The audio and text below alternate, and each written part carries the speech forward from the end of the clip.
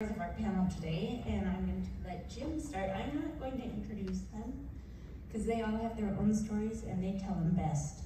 So we're going to start with Jim Brown. Is it on? Yes. Good afternoon. My name is Jim Brown. I've met some of you so far. I've been a member of the ROS1 group for 9 years, and so many people in this room have just existed as names and faces on the computer, so it's been pretty amazing to meet some folks in person. I'm 56 years old. I live in Olympia, Washington. I'm married 34 years.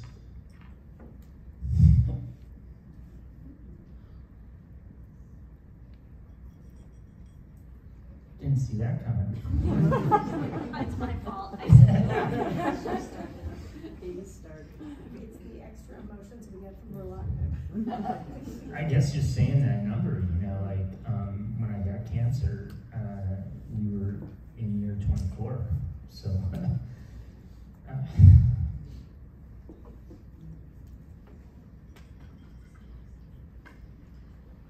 I got 3 daughters, Isabella, Phoebe, and Lily. I was diagnosed with stage 4 non-small lung cancer in May of 2015. I'm a veteran and I'm a retired paramedic firefighter.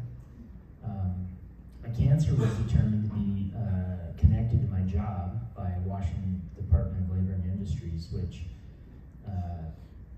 the only reason that happens is that there's presumptive legislation in place in Washington for firefighters, and cancer is the #1 killer of firefighters. So that led me to do a lot of work.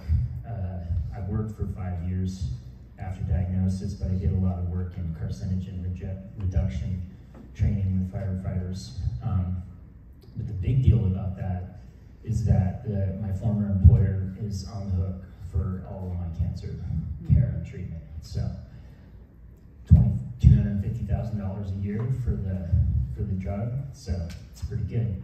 I've been no evidence of disease since December of 2018, following an October 2018 episode of brain and bone mets. And today, the reason I wanted to be on this panel was to share some insights that I've learned over the 9 years and lessons learned from my journey.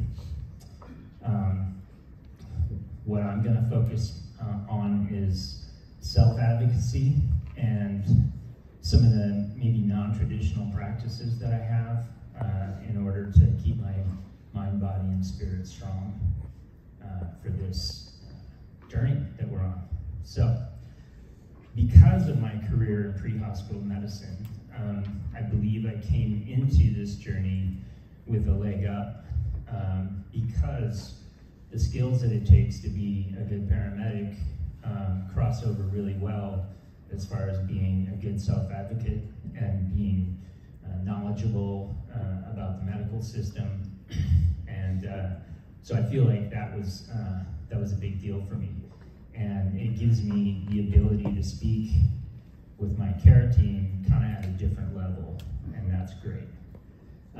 Anytime I'm approached by somebody who's new in the journey, the #1 thing I always say is that you have to be a self-advocate, and you need to be ready to ask hard questions and challenge your team to be their sharpest. Expect to self-rescue is one of my mottos in life, and it kind of comes from being in the wilderness. When you go out in the wilderness, you need to expect to self-rescue, but you also need to do that in this journey that we're in right now, because you have to look out for yourself. So, and that also includes not being afraid to seek out a second opinion. And if your oncologist is worth their salt, they will welcome it and not take those actions personally. And if they do, consider firing them. I heard a horrible story at lunch today about a patient who sought out a second opinion, and their oncologist took great offense to it, and it was just a really ugly story, and it shouldn't be that way. I came here myself to see Ross Camage in the first year of my journey, and I've only got 1 minute. I'm not even in there. Okay, so anyways, self-advocacy. My things that I do to take care of myself include the 6 pillars: sleep, exercise, nutrition, pharmacology and supplements, mental and emotional health, and body work. And those include cardiovascular exercise, strength and resistance training, yoga, breath work, cold plunging, sauna, all kinds of stuff. I got a big list, but I've only got like 35 seconds left now. So I would invite you, if any of those things sound interesting to you, to either ask a question or find me afterwards. And I'm a total nerd about all that stuff, and I love talking about it, and I love the effect it's had on my health and well-being. So in closing, one of my favorite philosophers, Seneca, Roman philosopher, did not consider him so much a teacher, but more like a patient in a sick ward, sharing what he had learned with other patients in an effort to alleviate pain and suffering.